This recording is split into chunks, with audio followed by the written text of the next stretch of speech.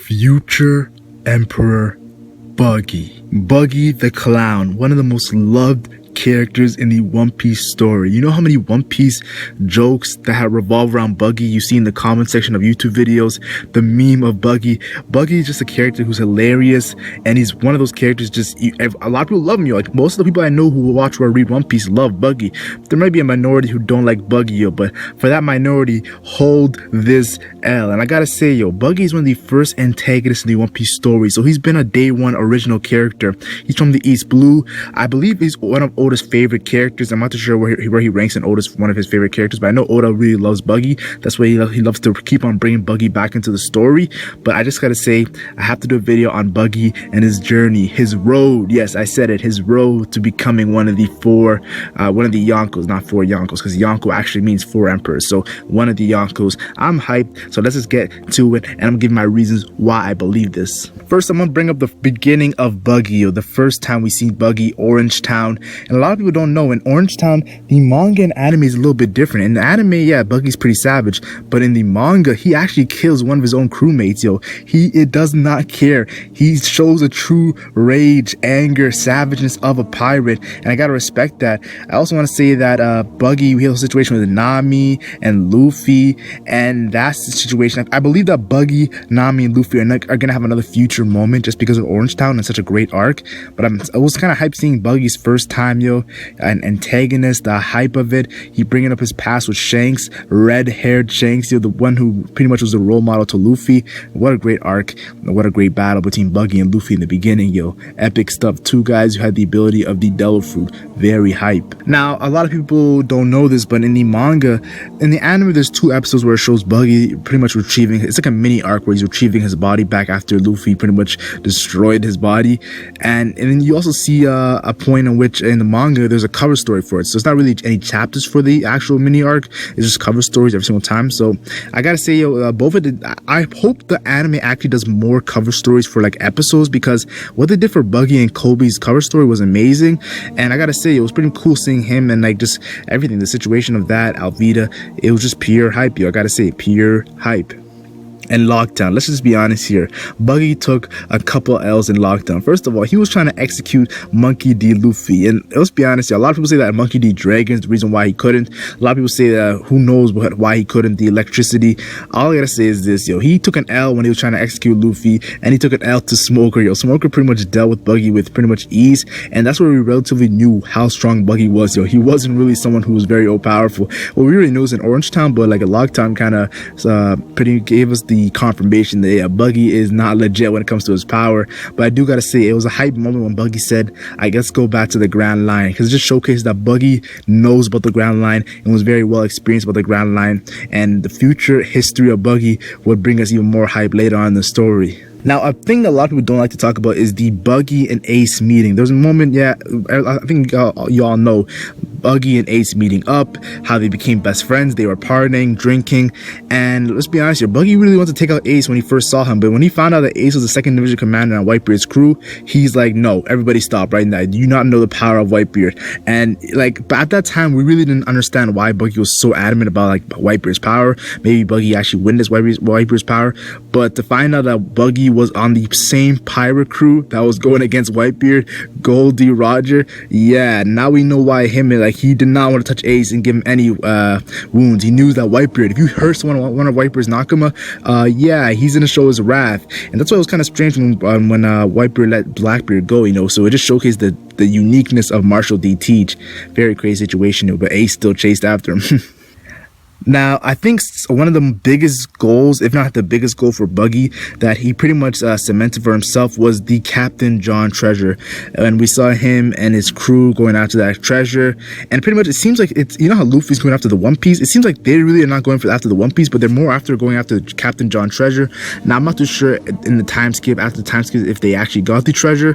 We know Luffy gave a huge help. And that help, I'm obviously talking about when Luffy and Buggy met at Impel Down.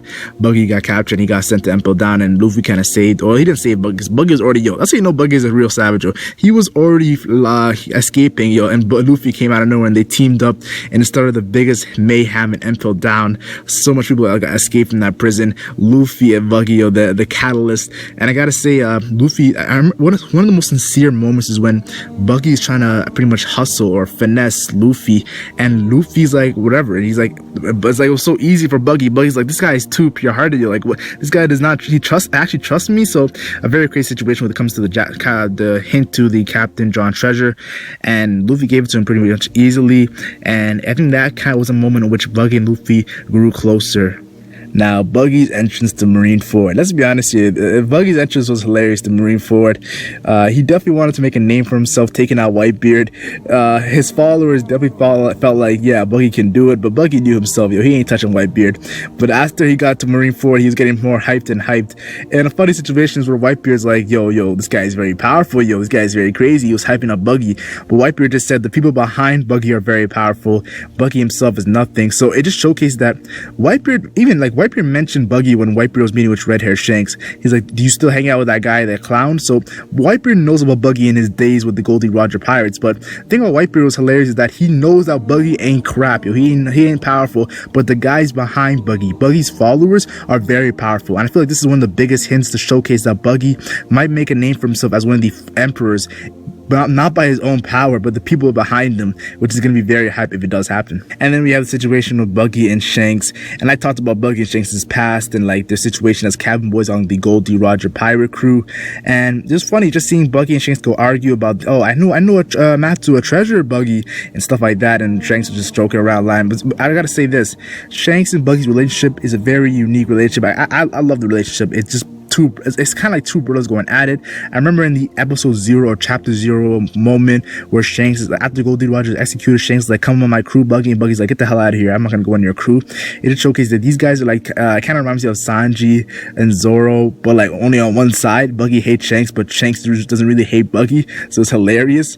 But I do want to say this, it kind of also reminds me of Luffy and Buggy's relationship. It's like Shanks' Buggy relationship. Like, it's like one-sided, you know? So it's always Buggy who's like the guy who's going crazy. So very, very great stuff. But I gotta talk about it, yo. Buggy's new underlings, yo. From Impel Down, let's be honest, yo. Buggy hit a lick, yo. I think it was from level 2 to level 3, level 4, even level 5 prisoners. I'm not too sure where. I know for sure Buggy did not get any level 6 prisoners, but he has Impel Down prisoners under him that are very powerful, and that's where the hype is for Buggy right now. Because let's be honest, yo, Buggy's not the most powerful character, but he has a great crew, and that's why he made a name for himself. And he's pretty much doing work with this crew, and they believe in him. They trust in Buggy. When they hear about Buggy being on the Roger Pirates, when they see Buggy going at it with Whitebeard, yelling back and forth, when they see Shanks and Buggy going at it, one of the emperors, they see these moments and they like, yo, they love Buggy. And like Mr. 3 is the only character in which he knows that Buggy is just bullet BSing, but like it's funny, it's very funny. And Buggy, yo, who would have thought that Captain Buggy the Clown, actually became a warlord? And the hype was real. Now we know he became a warlord because of what the people he's associated with in the past. But I do want to say this, yo, if Buggy can become a warlord, which I never expected Buggy to become a warlord when I was in the East Blue, I wouldn't be surprised if Buggy makes a name for himself as becoming one of the 4 emperors. And let's be honest here, it would be very hype if he does. Now I do have reasons why, and I will discuss them now in like the next couple of minutes, so here I go. The first thing I want to talk about is Buggy the Clown, his dispatch. What we know right now is Buggy is in the New World, pretty much going at it when it comes to wars. People pay Buggy, and him and his crew just go ham. Well, not really him, but his crew go ham. And right now he lost the giants. He lost all his giants that were pretty much his most powerful thing that he had, and he lost to Luffy, and he's very pissed off. Let's be honest, Buggy's very pissed off that he lost to Luffy, and it kind of showcases that Buggy needs to regain some power. He has taken a huge hit to his organization, the Dispatch organization, and it kind of makes me think, who's gonna be the replacement for the giants? Hajirudin and his boys left. Now, I'm gonna talk about something in the manga, and I feel like you anime only should mute the video because it's spoilers. So yo, mute it now. Yes, you see the spoiler sign, mute it now. And when the spoiler sign's gone, unmute it. But let's talk about Big Mom. And we noticed in the latest chapter, Big Mom was talking about a political marriage that Lola should have been able to do that would help Big Mom become the Pirate King. And it was crazy because she's like, yo, I can even get Shanks, Kaido, and Whitebeard. I can surpass both these all these characters.